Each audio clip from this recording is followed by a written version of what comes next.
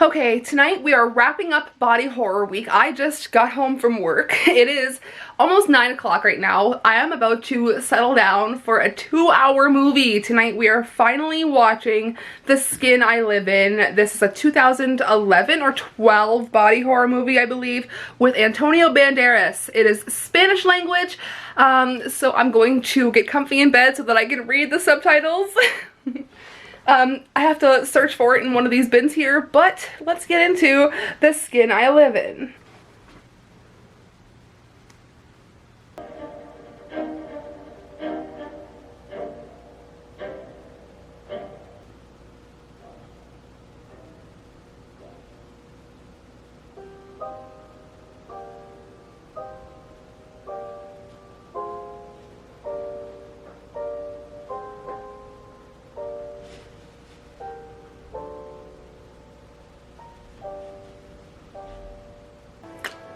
That ending has me super emotional. Wow, I can't believe it just ended like that. This movie had like the plot twist of the century and I did not see any of it coming. What?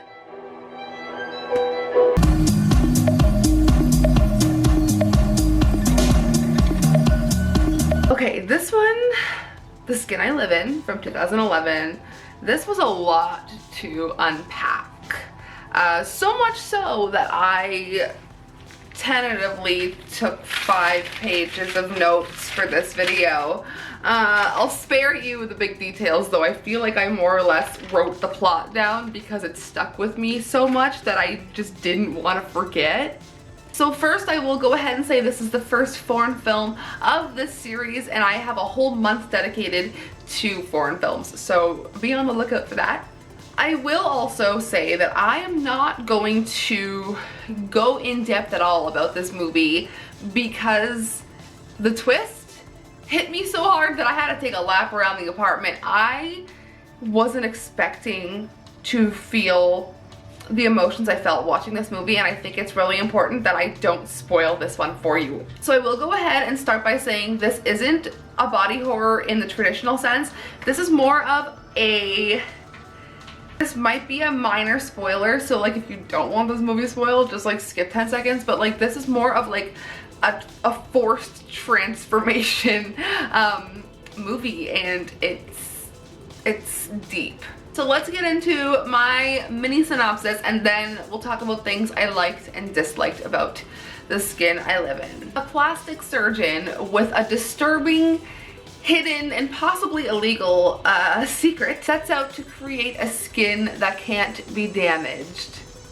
He also tests on an experiment that he has held captive, and that's about as far as I'll go. So there will be 2 characters that I will be referencing throughout the movie. Robert and Vera, those are our 2 leads. And Antonio Banderas, and so I don't mispronounce this, her name is Elena Anaya. Elena Anna, you know what? I'm just gonna show you her name so that I don't mispronounce this.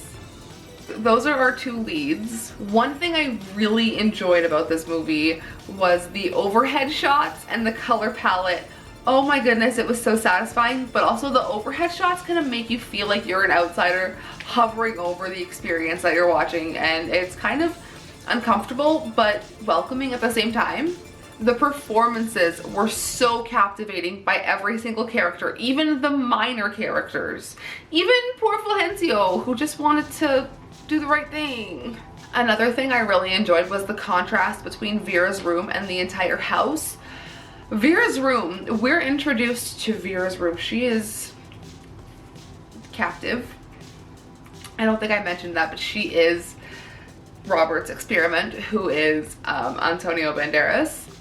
So she is kept in a room where there's writing and drawings all over the walls, and because it's all written in black, it feels very closed in and very small, even though it's not a small room, but the writing on the wall makes it feel closed in, you know. But when that's compared to the whole house and how big the house is with all the freedom, you just kind of see wow, this woman is stuck in this room, and you feel really bad for her. Last thing I really liked is the whole dream sequence that breaks the movie away and really exposes the plot of the meat of the story, and kind of shakes you up a little bit. But I loved the plot twist in this, and I will get to it in a second. I want to talk about things I didn't like.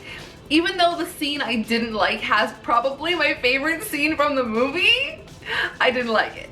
There are, trigger warning, there are 2 RAPE scenes. I don't want to say it because I don't want YouTube to flag my videos.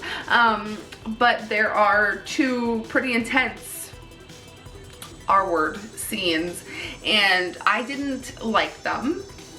One is more mild and I guess less insinuated than the other, but they still happen, and they're kind of hard to watch. But the first one has to do with a man dressed in a tiger costume, and that whole plot line is just wild.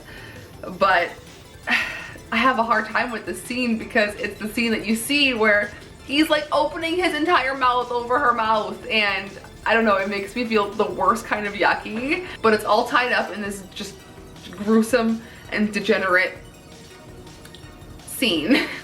But yeah, that's like the only thing I didn't like about the movie. I thought this movie was near perfect. Honestly, I really, like, this is probably my favorite movie of the week. So I just want to talk about spoilers really quickly, because I don't feel like I explained this well enough. And there is one thing I do want to talk about because the plot twist did make me feel things. So if you would like to skip the spoilers of this movie, you can skip to this time right here. But anyways, let's talk about how Vera came to be. Firstly, Robert had a wife named Gal, which he tentatively names the indestructible skin after. And Gal was in a car accident. I don't want to spoil that bit for you, but Gal was in a car accident which horribly disfigured her body. Okay, I'm going to try and break down the plot as fast as I can for you guys, because it is a 2-hour movie. So, like I mentioned, Robert is a plastic surgeon. He was working on an experiment, like I said, a hidden illegal experiment, which ends up being Vera, and he's working on an indestructible skin so that she cannot be harmed. We're also introduced to a character, I'm pretty sure her name is pronounced Maria, but she is the housekeeper, and she's also introduced to be Robert's mother. One day, while Robert is out, a man in a tiger costume, like I mentioned, comes to greet Maria at the door, claiming to be her son. This man had just robbed a bank. He works his way inside and sees Vera on the CCTVs that they have set up in the house and goes out to find her. The tiger, or Zika as his name is, Zika, violently R-words Vera and then gets murdered when Robert returns home. Maria confides in Vera, letting her know that she is the mother of both Robert and Zika, and she reveals more about their upbringing. Robert then hides the body. So let's rewind a little bit here. Robert married a woman named Gal, and when you know, when he returned home, him and Gal ran off together and were soon involved in a car accident where Robert, coincidentally, was there to scoop up Gal's body. Zika left her for dead as Robert took her to live in complete darkness without mirrors. Later on in her healing, she goes to look out the window, hearing a little girl sing. It happens to be her daughter, but she catches a glimpse of herself in the window, sees how terrifying she looks, and jumps to her death. Her daughter sees the whole thing and ends up traumatized for the rest of her life. Their daughter is an important character. Her name is Norma. I will come back to her. Back to reality. Vera and Robert spend the night together, and as they are sleeping, they both drift off into separate dreams. Robert's dream is about the night at a wedding where he found Norma unconscious in the woods. She obviously had been attacked in some way, but she had also been taking meds for psychosis. So when she came to and found her father laying on top of her, she thought he was the one attacking her, leading her to have a fear of men for the rest of her life. Norma then later follows in her mother's footsteps, and out the window she went. Vera dreams of the same night, but in her perspective, we are introduced to a man named Vincent working at his mother's dress shop. He already seems kind of problematic, but anyways, he ends up at this wedding and he locks eyes with Norma and they get to talking. They end up in the woods together. Norma kind of lets her inhibitions down. They kiss, and then I guess it's not necessary. It looks problematic, it feels problematic, but it's never, it wasn't insinuated as, you know, in the beginning, but it just feels wrong, the situation, because Norma hears the song that she was singing when her mom, you know, so she kind of loses it and forgets where she is for a minute and starts screaming, no, no, no. And Vincent slaps her and knocks her out and freaks out and dresses her body back up and then leaves her body laying in the woods, not realizing that Robert had seen this on to him. So here comes the insanity. Robert tracks down Vincent, kidnaps him, and in this 6-year period of captivity, Robert gives Vincent a vaginoplasty, leading to an eventual full female transformation. This was to have the likeness of his late wife, Gal, which is why Vera was attacked by Zeka, because he thought she was Gal and that was the love of his life. So needless to say, Vincent is now Vera, and being a woman now, he's trying to cling on to any part of his old likeness that he had, but he can't. And that's why he starts writing on the walls. They give him makeup, they give her makeup, and she wants nothing to do with it except for to write on the walls with eyeliner. I mean, props to whoever made that eyeliner because it stayed sharp for a long time. Anyways, this whole time, Vera is not trusted by Maria. And a former partner, Fulgencio, confronts Robert about Vincent going missing through an article his mother is still searching for him.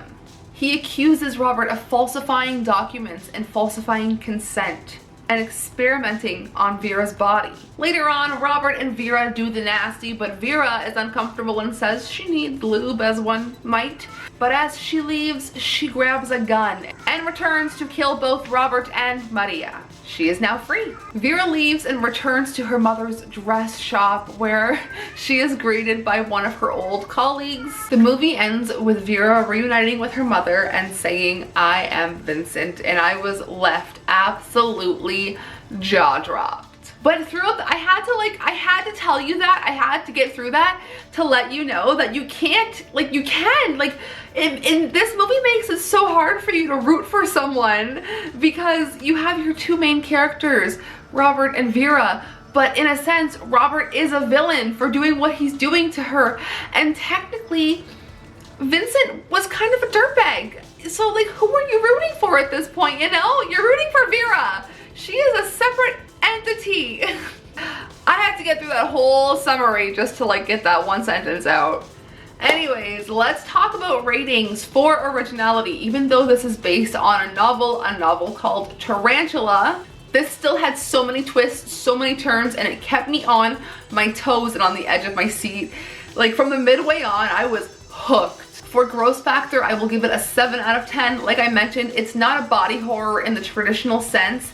It's more of a forced transformation horror, which can be uncomfortable, but you know, it was more sad than anything.